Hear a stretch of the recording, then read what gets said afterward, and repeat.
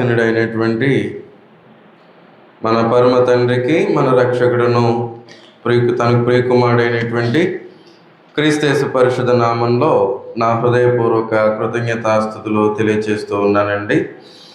ఆయనను ఆత్మతోనూ సత్యముతోనూ ఆరాధించడానికి మహాదేవుని పాద సన్నిధిలో సమకూర్చబడిన ప్రియ సహోదరి సహోదరులైన మీ అందరికీ క్రీస్తు ప్రేమను బట్టి నా హృదయపూర్వక వందనములు పేరు పేరున తెలియజేస్తూ ఉన్నానండి.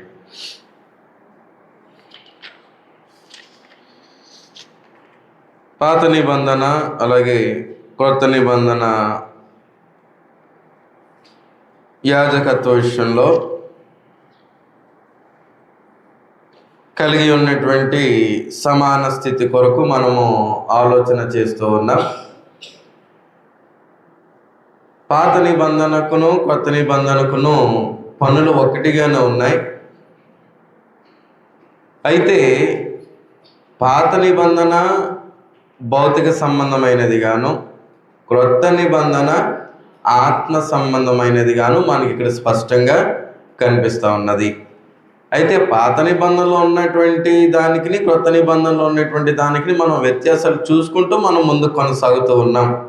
ఇంతవరకును కూడా అనేకమైనటువంటి సంగతులు, అంటే ప్రాముఖ్యంగా 9 సంగతులను మనము ఆలోచన చేసాం. యాజకుడు సేవ కొరకు అభిషేకింపబడిన వాడనేటువంటి సంగతిని గురించి, యాజకుడు పాపముల నుండి తన్ను తాను శుద్ధి చేయబడవలసినటువంటి పరిస్థితిని గురించి, అలాగే యాజకుడు ప్రత్యేకమైనటువంటి వస్త్రములు వాడై ఉన్నాడనేటువంటి సంగతిని గురించి, అలాగే ప్రాముఖ్యంగా యాజకుడు విధేయతతో జీవించేటువంటి విధానమును గూర్చి, వాక్యమునకు విధేయుడై ఉండేటువంటి విధానమును గూర్చి, వాక్యమును ఘనపరిచేటువంటి విధానము అంటే గౌరవించడం. ఘనపరచడం అంటే ఏంటనమాట అండి? గౌరవించడం.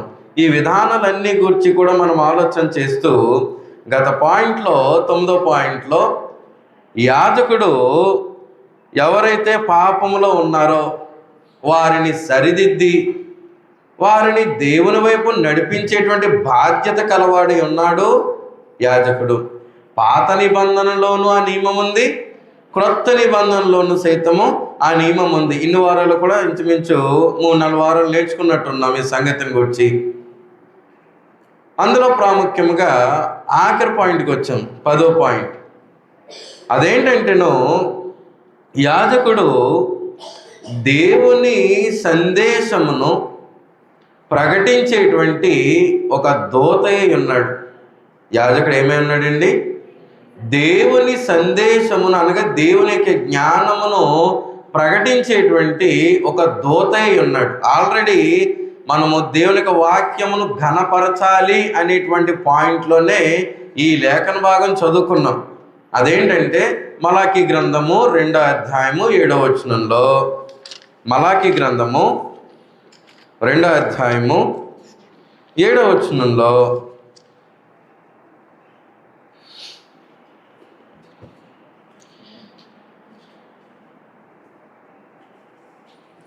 యాజకులు సైన్యములకు అధిపత్యకు యెహోవా దూతలు గనుక. యాజకులు ఎవరండి? సైన్యములకు అధిపత్యకు యెహోవా దూతలు అనగా మన తండ్రి అయినటువంటి దేవుని యొక్క దూతలై ఉన్నారు. ఎవరండి? యాజకులు. మీకు ప్రతిసారి జ్ఞాపకం చేస్తూనే ఉన్నాను, మనము ఆత్మ సంబంధమైన యాజకులము. ఎవరిని బట్టి? ప్రభు అయినటువంటి యేసుక్రీస్తుని బట్టి మనము ఆత్మ సంబంధమైనటువంటి యాజకులము. అయితే ఇప్పుడు ఈ యాజకత్వమును చేసేటువంటి అర్హత మనకి ఆయన ద్వారానే కలిగింది. అవునా కదండి? అయితే ఇంతవరకు నేర్చుకున్నటువంటి 9 అంశాలు ఏదైతే ఉన్నావో ఇవన్నీ జరగక్కర్లేదా? అది జరగాలి. వాటితో పాటుగా ఇప్పుడు ఆఖరి పాయింట్గా నేర్చుకుంటున్నటువంటి ఈ దేవుని యొక్క వాక్యమును ప్రకటించేటువంటి వానిగా ప్రభు ద్వారా నియమింపబడిన వాడు యాజకుడు అనేటువంటి సంగతిని గురించి కూడా మనం ఏం చేయాలన్నమాట? దృష్టిలో పెట్టుకోవాలి. జీవించే విధానం కొరకు మాట్లాడేశాడు, ప్రవర్తించే విధానం కొరకు మాట్లాడేశాడు, ధరించవలసినటువంటి వస్త్రాల కొరకు మాట్లాడేశాడు, అలాగే కలిగి ఉండవలసినటువంటి గౌరవము, చెల్లించవలసినటువంటి ఘనత, చెల్లించవలసినటువంటి అర్పణ, వీటన్నిటి కోసం కూడా మాట్లాడలేదా? ఇవన్నీ ఎవరు చేయాలి? యాజకుడు చేయాలి. వాటితో పాటుగానే దేవుని యొక్క వాక్యమును ప్రకటింప బాధ్యుడై ఉన్నాడు ఎవరు? యాజకుడు.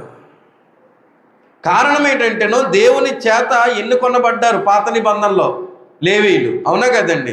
క్రొత్త నిబంధనలో కూడా దేవుని ద్వారానే ఎన్నుకొనబడ్డారు. అయితే దేవుడు ఎవరి ద్వారా ఎన్నుకున్నాడు? తన కుమారుడును మన రక్షకుడైనటువంటి క్రీస్తు ద్వారా మనలను యాజకులనుగా, అంటే క్రీస్తు ప్రభు సంఘములో చేర్చబడినటువంటి వారిని తనకు అర్పణలు అర్పించే వానిగాను, తనకు ఘనత కలిగించే వానిగాను, తనను మహిమపరిచేటువంటి వానిగాను ఉండాలని యాజకులుగా, ఏ యాజకులుగా? ఆత్మ సంబంధమైనటువంటి యాజకులుగా తన కుమారుడైనటువంటి యేసుక్రీస్తు ద్వారా మనలను మలుచుకున్నటువంటి వాడు తండ్రి అయినటువంటి దేవుడు. సంకల్పం అయింది, ఆ కార్యక్రమాన్ని జరిగించింది ప్రభు అయినటువంటి యేసుక్రీస్తు. పాత నిబంధనలో ఈ భౌతిక సంబంధమైనటువంటి యాజకులే దేవుని దూతలైతే, మరి ఆత్మ సంబంధమైనటువంటి యాజకులు ఏమవుతారు దేవునికి? మనల్ని ఎలా చూస్తూ ఉన్నాడు? పాత నిబంధనలో యాజకులు దేవునికి కుమారులు కుమార్తెలు కాదు, కానీ క్రొత్త నిబంధనలో దేవుడు ఆత్మ సంబంధమైనటువంటి యాజకులుగా ఎన్నుకున్నటువంటి మనము దేవుని యొక్క కుమారులమును కుమార్తెలమునై ఉండాలనేటువంటి ఏర్పాటు కూడా చేశాడు. అంటే పాత నిబంధన యాజకత్వము కంటే క్రొత్త నిబంధన ఆత్మ సంబంధమైనటువంటి యాజకత్వము మరింత శ్రేష్టమైనది గాను, మరింత బలముతో కూడినటువంటి బాంధవ్యము కలిగినది గాను ఏర్పాటు చేశాడు పరమందున్నటువంటి దేవుడు. కారణం ఏంటంటే ఆ విలువేంటో తెలుసుకొని దేవునికి మరింత సన్నిహితంగా ఉండి దేవుని యొక్క సహవాసములో అతుకబడినటువంటి వారై ఉంటారనేటువంటి సంగతిని గురించి ఈ ఏర్పాటు చేశాడు. మళ్ళీ చదువుతున్నా, యాజకులు సైన్యములకు అధిపతియగు యెహోవా దూతలు గనుక జనులు వారి నోట, ఏ జనులు? పాత నిబంధనలో ఇశ్రాయేలు జనులు, క్రొత్త నిబంధనలో ప్రతి ఒక్కరును, ఇంకా యాజకులు అనబడిన వారి ద్వారా మొత్తం సర్వ సృష్టికిని, ఇంకా ఒక తెగకని కాదు, తన సన్నిధికి వచ్చేటువంటి వారి కొరకని మాట్లాడలే. ఇక మొన్న కృతజ్ఞత కూడికలు కూడా నేర్చుకున్నాంగా, యూదుడని లేదు, గ్రీసు దేశస్తుడని లేదు, ఇంకా ఏ భేదమును లేదు. ప్రతి ఒక్కరు కూడా దేవుని యొక్క వాక్యమును వినేటువంటి అవకాశం కల్పించాడు. ప్రతి ఒక్కరికి కూడా దేవుని వాక్యమును ప్రకటించేటువంటి భాగ్యాన్ని కూడా కలిగించాడు ప్రతి ఒక్కరికి. పాత నిబంధనకును క్రొత్త నిబంధనకును ఉన్నటువంటి వ్యత్యాసం అది. ఇక్కడ ప్రాముఖ్యంగా మాట్లాడింది యాజకుల ద్వారా జనులు వారి నోట అనగా యాజకుల నోట ఏం చేస్తారనమాట? ధర్మశాస్త్ర విధులను నేర్చుకుందురు. యాజకులు ఏం చేస్తారు? ధర్మశాస్త్ర విధులను జనులకు ప్రకటిస్తారు. జనులు ఏం చేస్తారు? యాజకులు ప్రకటించేటువంటి ఆ ధర్మశాస్త్ర విధులను వాళ్ళు ఏం చేస్తారంట? నేర్చుకుంటారు. అంటే ఇప్పుడు సంఘానికి ప్రాముఖ్యంగా, అంటే క్రీస్తు ప్రభు రక్తములో కడగబడిన వారు అనగా బాప్తిస్మము పొందిన ప్రతి ఒక్కరికి కూడా దేవుడిచ్చినటువంటి గొప్ప భాగ్యం ఏంటంటే, దేవుడిచ్చినటువంటి బాధ్యత ఏంటంటే, అది భాగ్యంగా తీసుకుంటేనే బాధ్యత అవుతుంది. బలవంతంగా తీసుకుంటే ఆ పనిని ఏం చేయలేమన్నమాట, జరిగించలేము, నెరవేర్చలేము. దేవునికి అంగీకార యోగ్యంగా మనకి జీవితాలు మలుచుకోలేము, ఎప్పటికీ మలుచుకోలేము. ఎంత గొప్ప భాగ్యమో తెలుసా? తన యొక్క వాక్యమును మన చేతులకి ఇచ్చి ఆ వాక్యమును మనము నేర్చుకొని తాను ఎన్నుకున్నటువంటి యాజకులముగా మన ద్వారా ఇతరులకును ఆ సువర్తమానము ప్రకటించేటువంటి నేర్పించేటువంటి భాగ్యాన్ని మనకి ఇచ్చాడంటేనో మనము వినేటప్పుడు ఎలా ఉండాలి, నేర్చుకునేటప్పుడు ఎలా ఉండాలి, జీవించేటప్పుడు ఎలా ఉండాలి. కారణం ఏంటంటే చూడండి, క్రొత్త నిబంధనకు వచ్చేసరికి, క్రొత్త నిబంధన అంటేనే ఇక్కడ ఇంకా కొత్త నిబంధన ప్రారంభం కాలేదు. మత్తయి సువార్త 28వ అధ్యాయము. మత్తయి సువార్త 28వ అధ్యాయం. ప్రభు అనేటువంటి యేసుక్రీస్తు ద్వారా ఇవ్వబడినటువంటి బాధ్యత. ఇక్కడ మనందరికీ తెలిసిందే కదా, 28వ అధ్యాయంలో గొప్ప ఆజ్ఞ ఒకటి ఉంది, ద గ్రేట్ కమిషన్. ఏంటది? పరలోకమందును భూమి మీదను నాకు సర్వాధికారము ఇవ్వబడి ఉన్నదని ఎవరు మాట్లాడుతున్నారు? ప్రభు ఎవరితో? మిగిలినటువంటి 11 మంది శిష్యులతో మాట్లాడుతున్నాయి. 12వాడు ఏమయ్యాడు? పడుకున్నాడు. ఎవరితో పాటు ఉండి? ప్రభుతో పాటు ఉండి. ఎన్ని సంవత్సరాలు? 3.5 సంవత్సరాలు. 25 సంవత్సరాలు ఉన్న వాళ్ళే పడుకుంటున్నారు ఇప్పుడు. అప్పుడు 3.5 సంవత్సరాలు ఏమోలా? అవునా కదా? అలా ధైర్యం బండి. కారణం ఏంటో చెప్తాను చూడండి. దానికి కూడా ఇక్కడే ఉంది సమాధానం, ఎక్కడికి పోవాల్సిన అవసరతలే. చదవబోతాము. 18వ వచనం నుంచి చదువుదాం, మొత్తం చదవద్దు. 16 నుండి 18 నుంచి చదువుదాం. అయితే యేసు వారి యొద్దకు వచ్చి, పరలోకమందును భూమి మీదను నాకు సర్వాధికారము ఇవ్వబడి ఉన్నది. పరలోకమందును భూమి మీదను ఏమి ఇవ్వబడి ఉంది? సర్వాధికారము. నా మాటలు అర్థమవుతున్నాయి. ఇవ్వబడి ఉన్నది, దృష్టిలో పెట్టుకోండి. తర్వాత చదివిపోతాం. కాబట్టి మీరు వెళ్ళి, మీరు అనగా ఎవరు? శిష్యులు. ఇప్పుడు క్రొత్త నిబంధన నియమ ప్రకారంగా ప్రభు దగ్గర ఉన్నటువంటి శిష్యులు, ప్రభు దగ్గర ప్రభు యొక్క జ్ఞానమును నేర్చుకునేటువంటి ప్రభు యొక్క శిష్యులే ఏమై ఉన్నారు? శిష్యులే ఏమై ఉన్నారు అని అడుగుతున్నా. శిష్యులు ఏమై ఉన్నారు? యాజకులు. ప్రభు దగ్గర నేర్చుకున్నవారే కదా యాజకులు. నా మాటలు అర్థమవుతున్నాయా? ప్రభు దగ్గర దేవుని జ్ఞానమును నేర్చుకునేటువంటి వారే ఏమై ఉన్నారు? యాజకులు. వారు ప్రభులో చేర్చబడినటువంటి వారైనటువంటి యాజకులు, ప్రభు చేత ఎన్నుకొనబడినటువంటి యాజకులు, ప్రభు పనిని జరిగించేటువంటి యాజకులు వారు.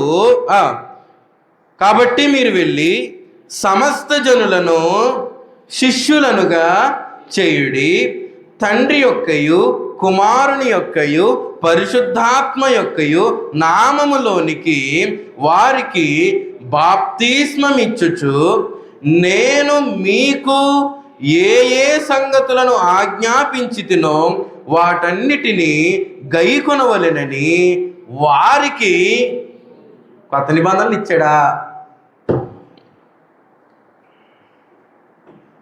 ప్రభు ద్వారా క్రొత్త నిబంధనలు మనకి ఆజ్ఞ ఇవ్వబడిందా? పాత నిబంధనలు ఏం చెప్పాడు? యాజకులు సైన్యములకు అధిపత్యకు యెహోవా దూతలు గనుక జనులందరూ యాజకుల యొక్క నోట దేవుని యొక్క మాటలు ఏం చేస్తారంట? నేర్చుకుంటారని చెప్పాడు. ఇప్పుడు ఇక్కడ నేర్పించే బాధ్యత ఎవరిది?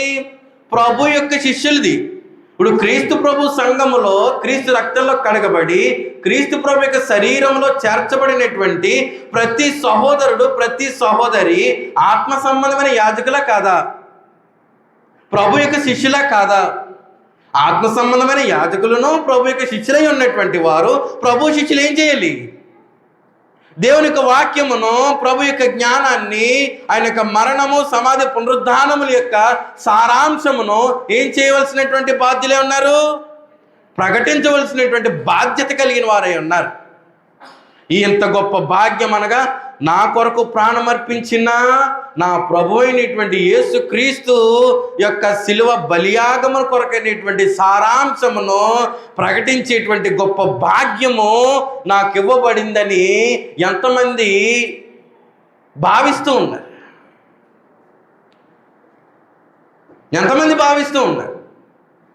ఎంతమంది భావించి క్రమముగా బాధ్యతగా ఆ జ్ఞానమును నేర్చుకునే దానికి సిద్ధపడుతూ ఉంటారు. ఈ పని జరగాలి అంటే ఏ పని? మీరు వెళ్ళి సమస్త జనులను శిష్యులుగా చేయుడి, తండ్రి యొక్క కుమారుని యొక్క పరిశుద్ధాత్మ యొక్క నామములోనికి వారికి బాప్తిస్మం ఇచ్చుచు నేను మీకు ఏ ఏ సంగతులను ఆజ్ఞాపించితునో వాటన్నిటిని గైకొనవలెనని వారికి బోధించుడి. ఈ పని జరగాలి అని అంటే ముందు మనము ప్రభు యొక్క అధికారాన్ని గుర్తుపెట్టుకోవాలి. దానికి విలువేంటో దృష్టిలో పెట్టుకోవాలి. నేను ఆత్మ సంబంధమైనటువంటి యాజకుని అనేసుకుంటే సరిపోదు. నా కొరకు ప్రాణమర్పించినటువంటి నా ప్రభువు, నా రక్షకుడు నాకు ఒక బాధ్యతనిచ్చాడు. అందుకని ఏం చెప్పేశాడంటేనో, పరలోకమందును భూమి మీదను సైతము నాకు సర్వ అధికారము ఇయ్యబడి ఉన్నది అనేటువంటి సంగతి గురించి మాట్లాడేశాడు.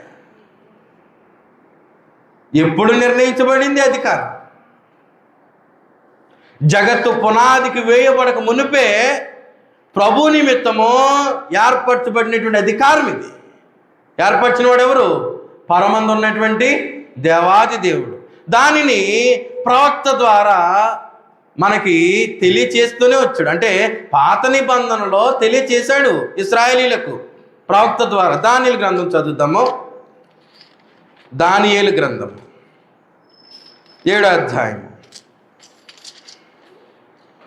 దానియేలు గ్రంథము 7వ అధ్యాయము 13-14 వచనాలు చదవబోతాం. చూడండి ఏమని మాట్లాడుతున్నాడు. రాత్రి కలిగిన దర్శనములను నేను ఇంకా చూచుచుండగా, తీసారండి, ఆకాశ మేఘారూఢుడై మనుష్య కుమారుని పోలిన ఒకడు వచ్చి. ఈ పదం వింటేనే అర్థమవుతుంది ఎవరో మనిషి కుమారుడని. ప్రభు అయినటువంటి యేసుక్రీస్తు. ఎందుకంటే క్రొత్త నిబంధన ఈ 4 సువార్త పుస్తకాలలో ప్రభు అయినటువంటి యేసుక్రీస్తు వారు మాట్లాడుతూ ఏమని ప్రస్తావిస్తాడు? మనుష్య కుమారుడు. ఏమని ప్రస్తావిస్తాడు అనమాట అండి? మనుష్య కుమారుడు. అంటే మనుష్య కుమారునికి తలవాల్చుకున్నటకైనను స్థలము లేదు అనేటువంటి సంగతిని గురించి తనను గురించి తాను ప్రస్తావించుకునేటువంటి సందర్భంలో మనుష్య కుమారుడని తనకు తానుగానే సంబోధించుకునేటువంటి పరిస్థితులు గ్రంథంలో కనిపిస్తూ ఉంటాయి. ఇప్పుడు ఇక్కడ మనిషి కుమారుడు ఎవరవుతారు? మనుష్య కుమారుని పోలిన ఒకడు వచ్చి, చూడండి, ఆ మహావృద్ధుడగు వాని సన్నిధిని ప్రవేశించి ఆయన సముఖమునకు తేబడెను. ఎవరా మహావృద్ధుడు? తండ్రి అయినటువంటి దేవుడు. ఆయన సన్నిధికి తేబడిన వాడెవరు? మనుష్య కుమారుడైన ప్రభు అయినటువంటి యేసుక్రీస్తు. 14 వచనం అక్కడి నుంచి మాట్లాడుతున్నా చూడండి. ఆయన సముఖమునకు తేబడెను. సకల జనులను, రాష్ట్రములను, ఆయా భాషలు మాట్లాడువారును ఆయనను సేవించినట్లు ప్రభుత్వమును, మహిమయు, ఆధిపత్యమును ఆయనకి ఇయ్యబడెను. ఇచ్చినవాడెవరు? ఏమన్నాడు? మళ్ళీ చదువుతున్నాను చూడండి. ఆయనను సేవించినట్లు నెంబర్ 1 ప్రభుత్వమును, నెంబర్ 2 మహిమయు, నెంబర్ 3 ఆధిపత్యమును. దాన్నే క్రొత్త నిబంధన 28వ అధ్యాయం అనగా మత్తయి సువార్త 28వ అధ్యాయంకి వచ్చేసరికి ఏమన్నాడు? పరలోకమందును భూమి మీదను నాకు సర్వాధికారము ఇవ్వబడి ఉంది. ఇచ్చినవాడు ఎవరు? దీన్ని ఆల్రెడీ ప్రవచన రూపకముగా పరమందు ఉన్నటువంటి దేవుడు దానియేలు ప్రవక్త ద్వారా ఏం చేశాడు అనమాట, సూచనగా తెలియజేశాడు. ఈ మట్టి పొరలకి ఎలగదుగా. అందరికీ అర్థమవుతుందా? అందరూ గ్రహించారా? అందరూ గ్రహించటం అయితే ఇశ్రాయేలీయులు కానీ యూదులు కానీ ప్రభువుని ఎందుకు సిలువకు అప్పగించదురు? సమస్త ఆధిపత్యము ఆయనకు ఇయ్యబడెను. ఆయన ప్రభుత్వము ఎలాంటిది? శాశ్వతమైనది, అది అన్నిటికీ తొలగిపోదు. ఆయన రాజ్యము ఎప్పుడును నాశనము కానిటువంటి రాజ్యము, శాశ్వతమైనటువంటి రాజ్యము. అది నాశనము కాదు అని తేల్చి చెప్పేశాడు అని అంటే ఏ మనుషుడు ఏం చేయగలడు? ఎవరు ఎన్ని ఆలోచించినా, ఎవరు ఎన్ని ఉద్దేశించినా, ఎవరు ఎన్ని పన్నాగాలు పన్నినా, ఎవరు దేవుని రాజ్యమైనటువంటి శాశ్వత రాజ్యమైనటువంటి క్రీస్తు ప్రభు సంఘాన్ని పాడు చేసేది ఎవరు? నోవన్కే. ఎవరు వత్తారం కాదు, ఎవరికి సాధ్యం కానిటువంటి పని. దేవుణ్ణి దాటి దేవుణ్ణి మించి నేను పని జరిగిస్తాను అని అంటే కుదిరేటువంటి పని కాదు. మనము మన తోటి వారి విషయంలో ఇది జరిగించేటువంటి పనులు ఏవైతే ఉంటాయో అంత సులువు కాదు అది. ఎదుటి వారి విషయంలో మనం పన్నాగాలు పన్నుతూ ఉంటామే, అంత సులువుగా ఉండదు దేవుని విషయంలో, దేవుని రాజ్యం విషయంలో. భౌతికమైనటువంటి విధానం కోసం కాదు ఇది మాట్లాడతా. భౌతికమైనటువంటి విధానంలో కూడా ఆలోచన చేయకండి దయచేసి. శాశ్వతమైనటువంటి రాజ్యం అనబడిన క్రీస్తు ప్రభు సంఘం కొరకు మాట్లాడినటువంటి పరిస్థితులు. ఆయన ప్రభుత్వము శాశ్వతమైనది, అది ఎన్నటికీ తొలగిపోదు. ఆయన రాజ్యం ఎప్పుడును. ఇప్పుడు దీనిని గురించి క్రొత్త నిబంధనలు ఏమని మాట్లాడాడు? పాత నిబంధనలు ఏం చెప్పాడు? సమస్త అధికారమును ఆధిపత్యమును మహిమయు ప్రభుత్వం ఆయనకు ఇయ్యబడెను. ఆ ప్రభుత్వం ఎలాంటిది? శాశ్వతమైనటువంటిది. ఎప్పుడు పోతుంది? ఎప్పటికీ పోదు. మత్తయి సువార్త 11వ అధ్యాయము. మత్తయి సువార్త 11వ అధ్యాయము 27వ వచనంలో, మత్తయి సువార్త 11వ అధ్యాయము 27వ వచనంలో, సమస్తమును నా తండ్రి చేత నాకు, అదిగా చెప్పాడు. దానియేలు గ్రంథంలో కూడా అదనే చెప్పాడు. మత్తయి సువార్తలో కూడా ఇంకా చివరి సమయం, ఇంకా తన్ను తాను ఆరోహణుడైపోయి వెళ్ళిపోయేటువంటి సమయంలో, ఇంకా టైం దగ్గర పడినటువంటి సమయంలో ఏం చెప్పాడు? పరలోకమందును భూమి మీదను నాకు సర్వాధికారము ఇవ్వబడి ఉన్నది. ఇచ్చినవాడు ఎవరు? సమస్తమును నా తండ్రి చేత నాకు అప్పగింపబడి ఉన్నది. ఇచ్చినవాడు నా తండ్రి. అంటే ఇప్పుడు ప్రభు ద్వారా మనకి బాధ్యత ఇవ్వబడుతుంది. అంటే ఏ బాధ్యత? మీరు సర్వలోకమునకు వెళ్ళి సర్వసృష్టికి సువార్తను ప్రకటించండి అని. కానీ మీరు నేర్చుకునేటువంటి సంగతులు ప్రతి సర్వలోకానికి మీరు బోధించండి అని తెలియజేయబడినటువంటి సంగతులు ఏవైతే ఉన్నావో ఎవరిచ్చినటువంటివి అవి? ప్రభు ద్వారా ఇవ్వబడి ఎవరిచ్చినటువంటివి? తండ్రి అయినటువంటి దేవుని ద్వారా. నా మాటలు అర్థమవుతున్నాయా? తండ్రి అయినటువంటి దేవుని ద్వారా ఎవరికి ఇవ్వబడి? ప్రభు అయినటువంటి యేసుక్రీస్తుకి ఇవ్వబడినటువంటి బాధ్యత. లోక సువార్త ఒక్క నిమిషం ఇది పూర్తిగా చదివేసి ముందుకెళ్దాం. క్షమించండి. ఇదే 11వ అధ్యాయం 20వ వచనం పూర్తిగా చదివి వెళ్దాం. సమస్తమును నా తండ్రి చేత నాకు అప్పగింపబడి ఉన్నది. తండ్రి గాక ఎవడును కుమారుని ఎరుగడు, కుమారుడు గాకను కుమారుడు ఎవనికి ఆయనను బయలుపరచను ఉద్దేశించును. Point to be noted. చాలా జాగ్రత్తగా గమనించండి. మరొకసారి చదువుతాను చూడండి. కుమారుడు ఎవనికి ఆయనను బయలుపరచను ఉద్దేశించునో వాడుగాకను మరి ఎవడును తండ్రిని. ప్రభు లేకుండా ఏముంది? ప్రభువును గుర్తించకుండా ఏముంది? చూడండి, ఇదే సంగతి మనకి ఇక్కడ కనిపిస్తూ ఉంటుంది. లోక సువార్త 1వ అధ్యాయం 32వ వచనం చదవబోతాము. లోక సువార్త 1వ అధ్యాయం 32వ వచనం. ఆయన గొప్పవాడై సర్వోన్నతుని కుమారుడు అనబడును, ప్రభువైన దేవుడు అనగా తండ్రి అయినటువంటి దేవుడు ఆయన తండ్రి అయిన దావీదు సింహాసనమును ఆయనకు ఇచ్చాను. అంటే దావీదు యొక్క సంతాన క్రమంలో లేక దావీదు యొక్క వంశక్రమంలో అనేటువంటి ఉద్దేశాన్ని తెచ్చేటువంటి పదము. అర్థమైందా అండి? ఏమని చెప్పేశాడు? ఆయన గొప్పవాడే. ఎవరైనా? ప్రభు అయినటువంటి యేసుక్రీస్తు. దానియేలు ద్వారా ప్రవచింపబడినటువంటి ఆ మనుష్య కుమారుని గురించి మాట్లాడుతూ ఏమని తెలియజేశాడు? ఆయన గొప్పవాడై సర్వోన్నతుని కుమారుడు. ఇప్పుడు గొప్పవాడా కాదైనా? అనబడునని అప్పుడు మాట్లాడాడు. ఇప్పుడు సర్వోన్నతుని కుమారుడా కాదా? కుమారుడు అయ్యాడా అవ్వలేదా? దేనిని బట్టి? దేవుని యొక్క క్రమంలో దేవుడు ఏదైతే చెప్పాడో ప్రభు అయినటువంటి యేసుక్రీస్తు వారు అదే చేసిన విధానమును బట్టి దేవుడు ఏర్పరిచినటువంటి క్రమంలో తన ప్రాణమును సైతము లెక్క చేయక సమస్త మానవాళి కొరకు తన ప్రాణమును బలియాగంగా అర్పించినటువంటి విధానమును బట్టి ఆయన ఏమయ్యాడు? దేవుని అది అర్పించకపోతే దేవుడు చెప్పింది చేసినవాడా దేవుని కుమారుడు? చెప్పింది చేయనివాడా? చేశాడు. చాలా జాగ్రత్తగా గమనించండి.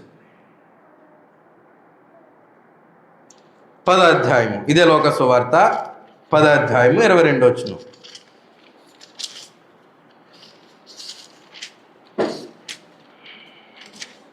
అర్థమవుతుందా అండి చెప్పేది? లోక సువార్త 10వ అధ్యాయం 22వ వచనం. ఏమైనా మాట్లాడాడు? ఇక్కడ కొంచెం క్లారిటీగా కనిపిస్తుంది చూడండి పదాలు. మత్తయి సువార్త కన్నా కొంచెం అర్థవంతంగా కనిపిస్తూ ఉంటాయి.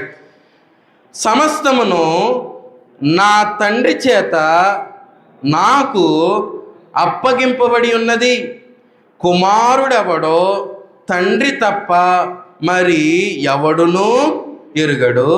తండ్రి ఎవడో కుమారుడును, కుమారుడెవనికి ఆయనను బయలుపరచనుద్దేశించును. కుమారుడు ఎవరికి బయలుపరుస్తాడు? కుమారుడు ఎవరు? ప్రభు అయినటువంటి యేసుక్రీస్తు. కుమారుడు ఎవరికి బయలుపరచ ఉద్దేశించునో అనగా ప్రభు అయినటువంటి యేసుక్రీస్తు ఎవరికి బయలుపరుస్తాడు? అందరికీనా? అందరికీనా? ఎవరు బయలుపరుస్తాడు? అందరికీ పంచిపెట్టేసే దానికి ఫ్రీగా ఇదేమి అంత సులువైనటువంటి విధానం కాదు. ఇది అంత తీసి పాడేసేటువంటి కార్యక్రమం కాదు ఇక్కడ జరుగుతూ ఉంటా. తండ్రిని బయలుపరిచేటువంటి నిజ దేవుణ్ణి సర్వోన్నతుల్ని బయలుపరిచేటువంటి విధానము ప్రభు అయినటువంటి యేసుక్రీస్తు వారు ఎవరికి ఇస్తాడు? ఎవరికి బయలుపరుస్తాడు? ఎవరికి తెలియజేస్తాడు? ఎవరికి కనుపరుస్తాడు? ఎవరికి?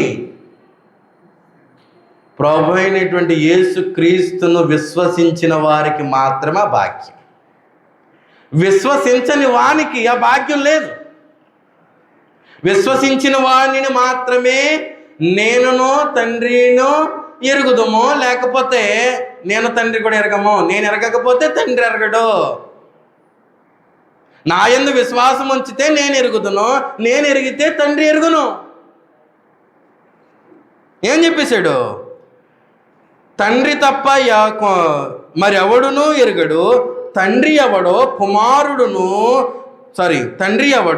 కుమారుడును, కుమారుడెవనికి ఆయనను బయలుపరచను ఉద్దేశించును వాడును తప్ప మరి ఎవడును ఎరుగడని. అందుకే లోకంలో ధైర్యంది. మరి ఆజ్ఞ ఏమనుంది? సర్వలోకానికి వెళ్ళి సర్వసృష్టికి ఏం చేయమన్నాడు? సువార్తను ప్రకటించమన్నాడు. మరి ఇక్కడ తెలియజేసే నియమం ఏంటన్నమాట? అందరికీ కాదు, విశ్వసించి విధేయులై మహిమపరిచేటువంటి వారికి మాత్రమే ఈ భాగ్యం. ఏ భాగ్యము? తండ్రిని ఎరిగేటువంటి భాగ్యము, తండ్రితో సహవసించేటువంటి భాగ్యము. తండ్రి సహవాసం ఎక్కడుంది? సంఘంలో. సంఘంగా సమకూర్చబడుట ద్వారా సమస్త దేవత్వం యొక్క సహవాసం మనకి దొరుకుతుందా దొరకట్లేదా? దొరుకుతుంది. మీకు అనేక సార్లు జ్ఞాపకం చేస్తూ ఉన్నా. దొరుకుతున్నటువంటి సంగతి, ఆ భాగ్యాన్ని ఎవడు కాదనుకుంటాడు? ఎవడు పోగొట్టుకుంటాడు? సమస్తమును నా తండ్రి చేత నాకేం చేయబడింది? అప్పగింపబడింది, అనుగ్రహింపబడింది. ఇంకా చదవాలంటే బోల్డెన్ని వచనాలు ఉన్నాయి చదివేదానికి. తండ్రి చేత అప్పగింపబడినటువంటి గొప్ప బాధ్యత, గొప్ప భాగ్యం అది. తండ్రి చేత. ఆ మాటలు అర్థమవుతుందే, అర్థం కావట్లేదా? చూడండి ఒకసారి అపోస్తలుల కార్యం 2వ అధ్యాయము 36వ వచనంలో. అపోస్తలుల కార్యములు 2వ అధ్యాయము 36వ వచనంలో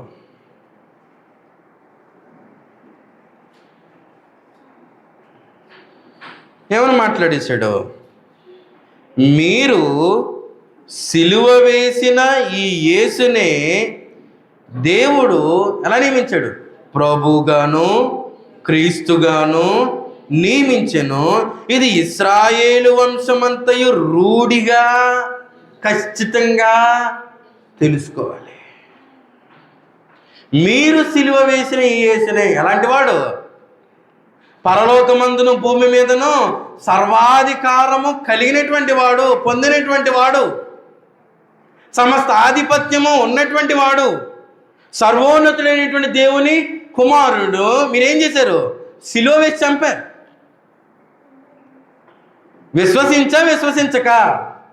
విశ్వసించక ఆయనను గుర్తించక మీరేం చేశారు? సిలువ వేసి చంపితిరి. ఆయన ఎవరన్నమాట? గొప్పవాడు. దేవుని చేత మీకు ఎలా నియమింపబడ్డారో తెలుసా? దేవుడు మీరు సిలువ వేసినటువంటి యేసునే ఎలా నియమించాడు? ప్రభువుగాను రాజు, అలాగే క్రీస్తుగాను నియమించెను. మనకిని కూడానా? ప్రభువుగాను క్రీస్తుగాను మనకిని కూడానా? కేవలం ఇశ్రాయేలీలకేనా? ఇశ్రాయేలు వంశమే రూఢిగా తెలుసుకోవాలని చెప్పాడంటేనో కేవలం ఇశ్రాయేలీలకేనా? మనకు కాదా? ఇశ్రాయేలీల తర్వాత సమస్త అన్యజనులకు కూడా ఈ భాగ్యం ఇవ్వబడలేదా? మనం అన్యజనులం కదా?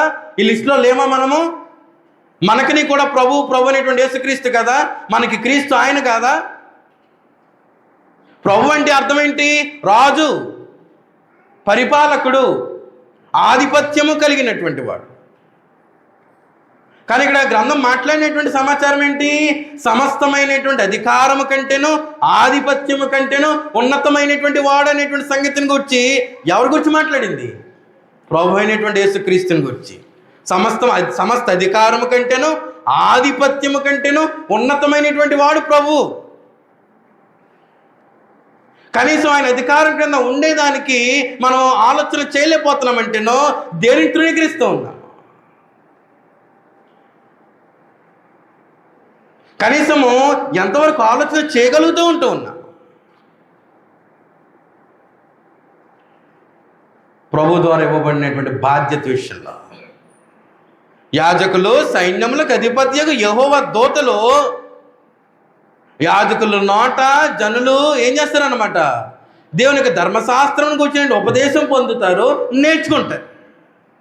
నేర్పించవలసినటువంటి బాధ్యత యాజకునిది. ఆ యాజకుడు ఎవరి అధికారం కింద ఉంటాడు? మీకు ఆల్రెడీ చెప్పాను. ప్రభు యొక్క శిష్యులే ఏమన్నారు? ప్రభు యొక్క శిష్యులు ఏమన్నారు? యాజకులై ఉన్నారు. యాజకులుగా ఎన్నుకున్నటువంటి వాడు ప్రభు అయినటువంటి యేసుక్రీస్తు. అంటే ఇప్పుడు ప్రతి యాజకుడు కూడా ఎవరి అధికారం కింద, ఎవరి ఆధిపత్యం కింద ఉన్నాడు? ఎవరి ఆధిపత్యం కింద? క్రీస్తు యొక్క ఆధిపత్యం కింద ఉన్నాడు. అంటే ఇప్పుడు ఎవరి అధికారంలో పడాలి? క్రీస్తు యొక్క అధికారంలో పడాలి. ఎవరి నియమం చొప్పున నడుచుకోవాలి? క్రీస్తు యొక్క నియమం చొప్పున మాత్రమే నడుచుకోవాలి. నడుచుకుంటూ ఉన్నటువంటి క్రమంలో మాత్రమే ఈ బాధ్యత అనేటువంటి నెరవేర్చబడుతుంది. ఏ బాధ్యత? మీరు వెళ్ళి సమస్త జనులను నాకు శిష్యులుగా చేయుడి, చేసి తండ్రి యొక్కయు కుమారుని యొక్కయు పరిశుద్ధాత్మ యొక్క నామంలోనికి వారికి బాప్తిస్మం ఇవ్వండి. ముందు సంగతులు ఉపదేశించిన తర్వాత బాప్తిస్మం. అర్థం కావాలిగా? ఆ పనిని జరిగించడానికి నేను మిమ్మల్ని ఏం వదిలేస్తున్నానని చెప్పాడా? బాధ్యత ఇచ్చాడు. బాధ్యత ఇచ్చి లోకంలోనికి వెళ్ళమని చెప్పాడు. వెళ్ళిన తర్వాత వెళ్ళి మీ పని మీరు చేసుకుంటండి, ఎలా పడతారో పడండి అని వదిలేసాడు మనల్ని. ఏమన్నాడు మత్తయి సువార్త 8వ అధ్యాయం ఆఖరి వచనంలో?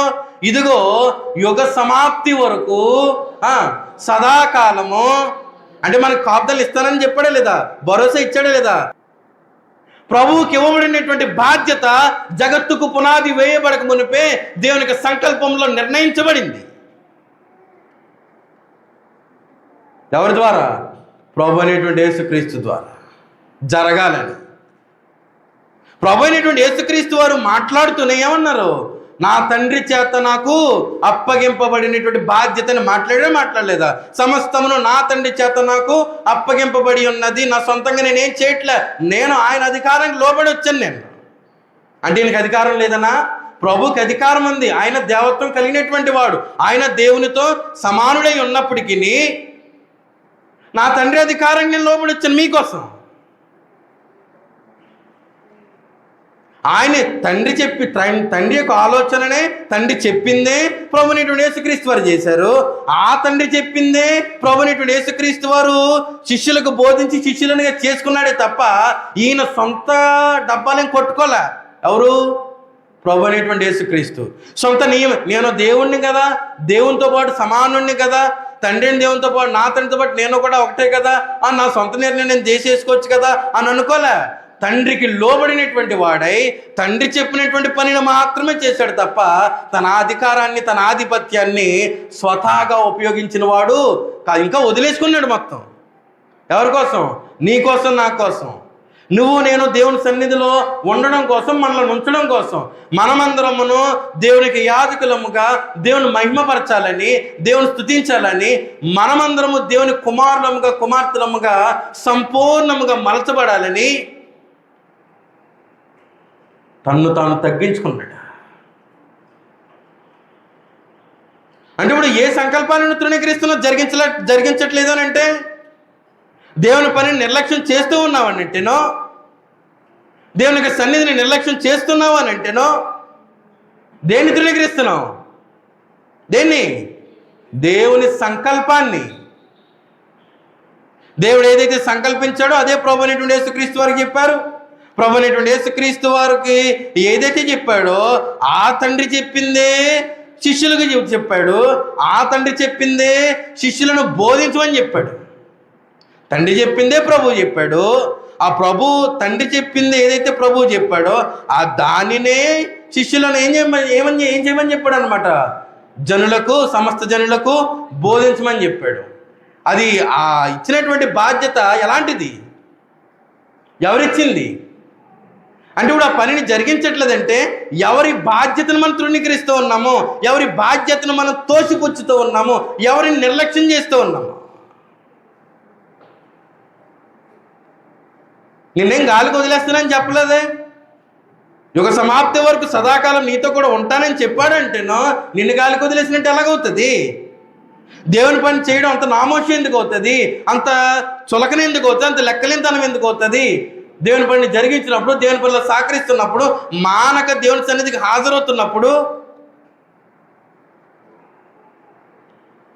మర్చిపోమాక నువ్వు ఒక యాజకుడివి. నువ్వు ఒక యాజకుడివి, నేను ఒక యాజకుడిని. మనమందరం ఆత్మ సంబంధమైనటువంటి యాజకులు. మనమందరము దేవునికి అర్పణలు అర్పించవలసినటువంటి వారము. ప్రభు ద్వారా మాత్రమే ఎన్నుకొనబడినటువంటి వారము. ప్రభు ద్వారా మాత్రమే. ఆ మాటలు అర్థమవుతూనే అర్థం కావట్లేదా? రోమీయులకు రాసిన పత్రిక 14వ అధ్యాయం.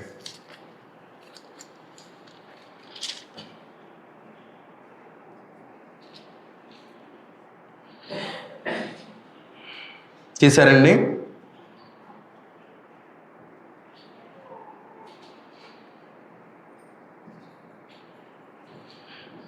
ఏడవ వచనం నుంచి చదవబోతాము. ఒక్క నిమిషం, 5 నుంచి చదివేస్తున్నాను, చూడండి ఒకసారి. ఒకడు ఒక దినము కంటే మరి ఒక దినము మంచి దినమని, ఒకడు ఒక దినము కంటే మరి ఒక దినము మంచిదని ఎంచుచున్నాడు. మరి ఒకడు ఎలా చూస్తాడంట? ప్రతి దినమును సమానముగా ఎంచుచున్నాడు. ప్రతివాడు తన మట్టుకు తానే తన మనస్సులో రూఢిపరుచుకొనవలెను. దినమును లక్ష్య పెట్టువాడు ప్రభు కోసమే లక్ష్య పెట్టుచున్నాడు. దినమును లక్ష్య పెట్టువాడు ప్రభు కోసమే లక్ష్య పెట్టుచున్నాడు. చూడండి, తినువాడు దేవునికి కృతజ్ఞతాస్తుతులు చెల్లించుచున్నాడు గనుక ఏం చేస్తున్నాడు? ప్రభు కోసం, దేవా నువ్వు నాకు ఇచ్చినటువంటి ఈ ఆహారం, అందుని బట్టి కృతజ్ఞత, దేవుని కృతజ్ఞత చెల్లించి ఏం చేస్తున్నాడు? తింటూ ఉన్నాడు. తిననివాడు ప్రభు కోసము తినుట మాని దేవునికి ఏం చేస్తున్నాడు? కృతజ్ఞతాస్తుతులు. తినపున పర్లేదు, నా దేవుని సన్నిధిలో నేను, వాళ్ళు ఉన్నారు వీళ్ళు ఉన్నారు, రైట్. మనలో ఏం చేసినా ఏం జరిగినా మనలో ఎవడునో ఏం చేయడు? తన కోసమే, మాట్లాడండి, మనలో ఎవడునో తన కోసమే, మనలో అంటే మన ఏ రకమైనటువంటి మన ఇది? మనలో అని అన్నాడంటే ఏమనా? లోక సంబంధమైనటువంటి మన, కుళ్ళు కుతంత్రాలతో కూడినటువంటి మన, లేని మన ఆలోచనలు, లేదంటే కపటములు, అసూయలు, కక్షలు, ద్వేషాలతో నిండిపోయినటువంటి మన ఏమన్నా? ఆత్మ సంబంధులైనటువంటి, ప్రాముఖ్యముగా ప్రభు యొక్క అధికారమునకు లోబడినటువంటి మనలో ఎవడును తన కోసమే బ్రతుకడు. ప్రభు యొక్క అధికారమునకు లోబడినటువంటి మనలో ఎవడునో తన కోసమే చనిపోడు. మనము ప్రభు యొక్క అధికారమునకు లోబడ్డామా లేదా? ప్రభు యొక్క అధికారం లోబడితే, బ్రతికితే తన కోసం బ్రతకడు, చనిపోతే తన కోసము చనిపోడు. మరి ఏం చేస్తాడు? మనము బ్రతికినను ప్రభు కోసమే బ్రతుకుచున్నాము, చనిపోయినను ప్రభు కోసమే చనిపోవచ్చున్నాము. నిజంగా చనిపోతున్నామా? చనిపోవచ్చున్నామని చదవాలి. ఇప్పుడు చనిపోవాలి మనమని పెట్టుకోవాలి. ఇప్పుడు నిజంగా ప్రభు కోసం జీవిస్తూ ఉన్నట్లయితే, ప్రభు యొక్క అధికారంకి విధేయతనిచ్చి దానికి లోబడి బ్రతుకుతున్నట్లయితే ఇది మాట్లాడుకుంటాం. మనము బ్రతికినను ప్రభు కోసమే బ్రతుకుచున్నాము, చనిపోయినను ప్రభు కోసమే చనిపోచున్నాము. కాబట్టి మనము బ్రతికినను చనిపోయినను అది ప్రభు యొక్క అధికారం. నువ్వు నిజంగా ప్రభు యొక్క అధికారమునకు లోబడితే గనక నువ్వు బ్రతికినను చనిపోయినను ఎవరు వాడుగా బ్రతుకుతావు? మాట్లాడినా ప్రభువాడిగా, ప్రవర్తించినా ప్రభువాడిగా, జీవించినా ప్రభువాడిగా, ఆలోచించినా, ఇది కదా మెయిన్, ఆలోచించిన ఎవరు వాడిగా? ప్రభువాడిగా. ఆలోచించకపోతే,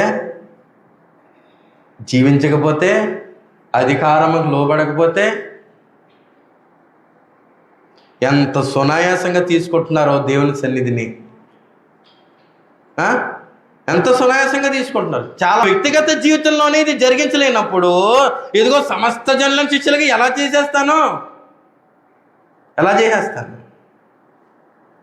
నా మాటలు అర్థమవుతుందే, అర్థం కావట్లేదా? చూడండి, ఇంకొక వచనం చదువుతాను. ఫిలిప్పీయులకు రాసిన పత్రిక 2వ అధ్యాయం.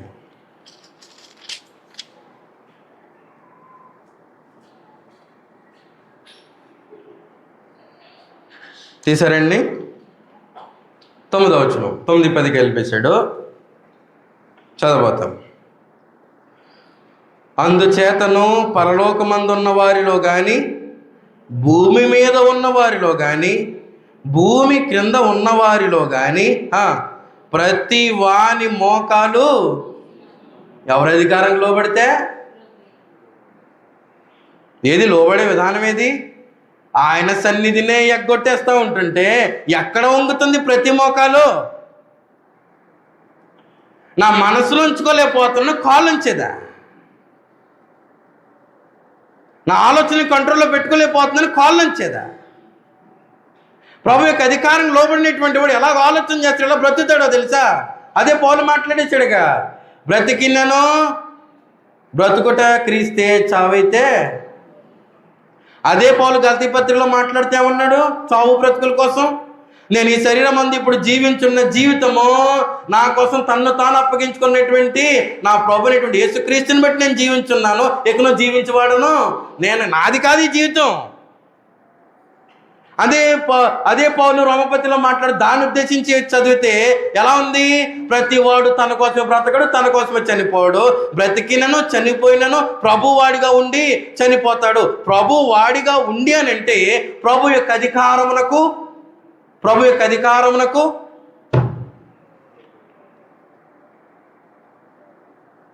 ఎంత గొప్ప ఆజ్ఞది, మనం నిర్లక్ష్యం చేసేటువంటిది. చూడండి, మార్కు సువార్త 15వ అధ్యాయము. మార్కు సువార్త 16వ అధ్యాయము 15-16 వచనం చదవబోతాం. మనందరికీ తెలిసిందే. మరియు మీరు సర్వలోకమునకు వెళ్ళి, ఏది మత్తయి 28వ అధ్యాయంలో చదువుకున్నామే 18-20 వచనాల వరకు. దానికి సంబంధించి మార్కు యొక్క వెర్షన్లో మాట్లాడుతున్నాడు. ఈ పుస్తకాన్ని రాసిన, ఈ సువార్త పుస్తకాన్ని రాసినటువంటి మార్కు తన వెర్షన్లో మాట్లాడుతున్నాడు. ఎలాగునా? మరియు మీరు సర్వలోకమునకు వెళ్ళి, సర్వ సృష్టికి ఏం చేయమన్నాడు? సువార్తను ప్రకటించుడి. నమ్మి బాప్తిస్మము పొందినవాడు. వాళ్ళు వెళ్ళారా వెళ్ళలేదా? ప్రభును వెంబడించి ప్రభు దగ్గర నేర్చుకునేటువంటి వారిని ప్రభు పంపించలేదా? వెళ్ళమన్నాడా వెళ్ళమనలేదా? వెళ్ళమన్నాడు. వెళ్ళారా వెళ్ళలేదా? అంటే ఇప్పుడు నిజానికి మనం ఏమని చెప్పుకుంటున్నాం? అపోస్తలులు వాళ్ళు ప్రకటించడం మాత్రం ఎన్ని కొనబడ్డారు, ఈ రకంగా ఆలోచన చేయకండి. ఇప్పుడు అపోస్తల కార్యం 2వ అధ్యాయము 38-40 వచనాలు చదివితే ఇంచుమించుగా బాప్తిసం పొందిన వారు ఎంతమంది ఉన్నారు? అపోస్తల కార్యం 2వ అధ్యాయంలో మొట్టమొదటిగా పొందిన వారు 3000 మంది. అవునా కదండి? 3000 మంది ఏమని మాట్లాడాడు? చేర్చబడిరి అని అన్నాడు. ఎవరితో చేర్చబడ్డారు? ఈ 12 మంది శిష్యులతో. అంటే మొట్టమొదటి సంఘం ఎవరు? 12 మంది శిష్యులు. ఇప్పుడు సంఘంగా చూస్తారా, వాళ్ళని ప్రత్యేకంగా అపోస్తలుగా చూస్తారా? ఇప్పుడు వాళ్ళతో 12 మంది అపోస్తలులు చేర్చబడ్డారు అని అంటే ఆ 12 మంది కదా మొట్టమొదటి సంఘము. మొట్టమొదటి సంఘం అయినటువంటి 12 మంది మొత్తం అందరినీ బయటికి పంపించాడే. ఏ బాధ్యత నెరవేర్చడానికి? సర్వలోకమునకు వెళ్ళి సర్వ సృష్టికిని సువార్తను ప్రకటించేటువంటి బాధ్యతను జరిగించడానికి. మొత్తం 12 మంది వెళ్ళారా? 12 మంది హతసాక్షులు అయ్యారా? ఎవరి అధికారంలో లోబడి? లోక సువార్త 24వ అధ్యాయం. లోక సువార్త 24వ అధ్యాయము 46-47 వచనాలు చదివితే 46-47 వచనాలు 24వ అధ్యాయము. క్రీస్తు శ్రమపడి 3వ దినమున మృతులలో నుండి లేచిననియు యెరూషలేము మొదలుకొని సమస్త జనములలో ఆయన పేరట మారు మనస్సును పాపక్షమాపణయు ప్రకటింపబడుననియు. ఇది కదా, అందుకే లోక రాసిన సువార్త ఈ 4 సువార్త పుస్తకాల్లో చాలా ప్రత్యేకమైంది, చాలా హైలైట్ కూడా. చాలా తెలివిగా మాట్లాడతాడు ఇక్కడ. ఆ పదజాలం చూడండి ఎలా వాడాడో తెలివిగా. అక్కడైతే మామూలుగా మనం మాట్లాడుకున్నట్టుగా మాట్లాడాడు ఎక్కడ? మత్తయి సువార్త, మార్కు సువార్తలో. కానీ ఇక్కడికి వచ్చేసరికి ఏమన్నాడు? సమస్త జనములలో ఆయన పేరట, ఎవరి పేరట? క్రీస్తు పేరట మారు మనస్సును పాపక్షమాపణ ఏం చేయబడాలి? పొందాలి కాదు, ప్రకటించబడుననియు. అంటే సువార్తలు ఏముంది? మారు మనస్సు, పాపక్షమాపణ. మరి అంత వాక్యం ఉన్నా నా మనసు మారట్లేదంటే, దేవునికి పనిలో నేను పాలిభాగస్తులు కాలేకపోతున్నానంటే, దేవునికి సేవలో సహకరించలేకపోతున్నానంటే, దైవికమైనటువంటి వ్యక్తిగా నేను నిలబడలేకపోతున్నానంటే, దైవికమైన కుటుంబంగా నా కుటుంబాన్ని మలుచుకోలేకపోతున్నానంటే నేను దేన్ని నిర్లక్ష్యం చేస్తున్నా? I'm rejecting the great commission. నేను గొప్ప ఆజ్ఞను తృణీకరిస్తున్నా. ఎవరిదో గొప్ప ఆజ్ఞ? నా దేవుని యొక్క సంకల్పం నుండి వచ్చింది. నా దేవునిది. ఎవరికి ఇచ్చాడు? ప్రభువుకి ఇచ్చాడు. దాన్ని బట్టి ఆలోచన చేస్తే ఎవరి ఆజ్ఞను తృణీకరిస్తున్నాను? సమస్త దైవత్వం యొక్క ఆజ్ఞను నేను ఏం చేస్తున్నాను అనమాట? తృణీకరిస్తున్నా. పని జరిగించట్లా. దేవునికి కావాలా? దేవునికి కావాలా? ఆఖరిగా ఇంకో పుస్తకం ఉందిగా, యోహాను సువార్త. ఇది చదువుతున్న వదిలేస్తా. యోహాను సువార్త 20వ అధ్యాయం. యోహాను సువార్త 20వ అధ్యాయము 21 నుండి చదివితే 21 నుంచి 23 వరకు. అప్పుడు యేసు మరలా మీకు, యోహాను సువార్త 20వ అధ్యాయము 21 నుండి 23 వచనాలు. మరలా మీకు సమాధానము కలుగునుగాక, తండ్రి నన్ను పంపిన ప్రకారము నేనును మిమ్మును పంపుచున్నాను. తండ్రి నన్ను పంపించాడే, అలాగే నేను మిమ్మల్ని పంపిస్తున్నా. నేను మిమ్మల్ని పంపిస్తున్నానంటే మీ ఇష్టం వచ్చినట్టు చేయకండి. నేను తండ్రి యొక్క ఆజ్ఞను ఎలాగైతే పాటించి ప్రకటించానో మీరు కూడా అలాగే తండ్రి యొక్క ఆజ్ఞను పాటించి అలాగే దానిని ప్రకటించండి. ఆయన ఈ మాట చెప్పి వారి మీద ఊది పరిశుద్ధాత్మను ఇప్పుడు ప్రతి ఓడు ఊదేస్తున్నాడు. పళ్ళు తోముకున్నా తోముకోపోయినా, కొంపు వచ్చినా ఏమొచ్చినా ఆ నోటితో ఏం చేస్తాడు అనమాట. ఆ నిజంగా ఆ శక్తితో పడిపోతున్నాడో, వీడికి నోట్లో నుంచి వచ్చే కొంపులే తట్టుకోలేక పడిపోతున్నాడో తెలియదు. ఇక్కడ ఊదింది ఎవరు? ప్రభు అయినటువంటి యేసుక్రీస్తు. ఇప్పుడు దేవుడు ఎవడు? పనికిమాలుడు. ప్రతి ఓడు తెత్తడు. నిన్ను ఖండితంగా ఓదమని చెప్పింది ఎవడు? నీకు ఓదమని ఏమైనా ఆజ్ఞ ఇచ్చాడా? నీకు ఇచ్చినటువంటి ఆజ్ఞ ఏంటి? నువ్వు వెళ్ళి సమస్త జనులను నా శిష్యులుగా చెయ్యి. అది ఆ పనిని జరిగించడానికి పరిశుద్ధాత్మని యొక్క ప్రోత్సాహంతో ప్రభు ఏం చేశాడు? వాళ్ళను పంపించాడు. అంటే ఇదిగో నేను యుగ సమాప్తి వరకు సదాకాలం మీతో కూడా ఉంటానని చెప్పాడా లేదా? ఎవరి ద్వారా? పరిశుద్ధాత్ముని ద్వారా. ఇప్పుడు పరిశుద్ధాత్ముడు మనకెవరు? సహాయకుడు. పరిశుద్ధాత్ముడు మనకెవరు? ప్రోత్సాహకరుడు, ప్రోత్సహించేటువంటి వాడు. ఆ పరిశుద్ధాత్ముని ద్వారానే, అంటే ఆ పరిశుద్ధాత్ముడు తెలియజేసేటువంటి సర్వసత్యమైనటువంటి సమాచారము ఎవరి ద్వారా ప్రకటన చేయబడుతుంది?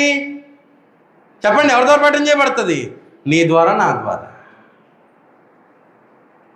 అంటే పరిశుద్ధాత్మునికి నువ్వు సహకరించట్లేదంటే, పరిశుద్ధాత్ముడు నీ ద్వారా మాటలు పలికించడానికి నువ్వు అవకాశం ఇవ్వట్లేదంటే ఎంత గొప్ప భాగ్యంతో నీకు ఇస్తున్నావు. తండ్రి అయిన దేవుడు, ప్రభు అయినటువంటి యేసుక్రీస్తు, పరిశుద్ధ, ముగ్గురు వచ్చారా? అంటే ఇప్పుడు సర్వాధికారం ఎవరిది? సమస్త దైవత్వం. అందుకే కొలసీపత్రిలో మాట్లాడతాడే, దేవత్వం యొక్క సర్వ పరిపూర్ణత ఎవరి ఉంది? క్రీస్తులో. ఆయన ద్వారా సమస్త దైవత్వం యొక్క క్రీస్తు సెంటర్ పాయింట్. క్రీస్తు ద్వారా తండ్రి దేవుడు బయలుపరచబడ్డాడు. క్రీస్తు ద్వారా ఆదరణకర్త మనకి అనుగ్రహించబడ్డాడు. ఇంకేంటి? ఆ క్రీస్తు లేకపోతే ఏముంది? మనకి దేవత రూపంగా ఆలోచన చేసేకండి. ఎంతవరకు దేవునికి అధికారం లోబడుతున్నామో ఆలోచన చేయండి. ఎంతవరకు ప్రకటించడానికి సిద్ధపడుతూ ఉన్నామో ఆలోచన చేయండి. ఇది ఆత్మ సంబంధంగాను కూడా దేవుని ద్వారా అనుగ్రహింపబడినటువంటి బాధ్యత, గొప్ప భాగ్యము. మనం నిర్లక్ష్యం చేయకూడదు. నిర్లక్ష్యం చేసామంటే ఎవరి అధికారాన్ని తృణీకరిస్తున్నారు? నా కోసం చేయకండి. ప్రభు ఏం చెప్పేశాడు? అమ్మలారా, నా కోసం అడగండి, మీకోసం. ఎందుకు? వాళ్ళకి రక్షణ దొరకట్లేదని, వాళ్ళకి ఆత్మ సంబంధమైన స్థితి పొందలేకపోతే వాళ్ళ కోసం ఆడండి, నా కోసం ఎడుతారు. ప్రభుదంతా కూడా ఆత్మ సంబంధమైన ఆలోచన, ఆత్మ సంబంధమైన ఉద్దేశం. నిజంగా ప్రభు అధికారం లోబడిన పని జరిగిద్దామా వద్దా? ఆలోచన చేసుకోండి. ప్రకటిద్దామా వద్దా? కలిసి దేవుని పనిలో సాగరిద్దామా వద్దా?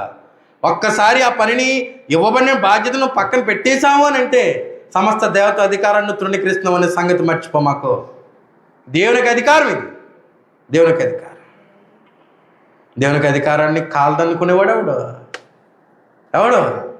మరి ఏమంటారు నాకు తెలియదు, మీ ఇష్టం. దేవుని కోసం బ్రతికి, దేవుని కోసం జీవించి దేవుని పని జరిగిస్తారో, లేదంటే నా పని, నా పాటలో, నా తెప్పలు అనుకొని మీకోసం బ్రతుకుతారు, మీ ఇష్టం. వాక్యమైతే ఇది, క్రమమైతే ఇది. ఈ క్రమం ప్రభు ద్వారా అనుగ్రహింపబడింది. అదే చదువుకున్నాం, అదే నేర్చుకున్నాం. తర్వాత మీ జీవితాలు మీ చేతుల్లో. ఆత్మీయ జీవితం శ్రద్ధగా విన్నందుకు మీకు నా హృదయపూర్వక వందనాలు తెలియజేస్తున్నాను. అందరికీ వందనాలు.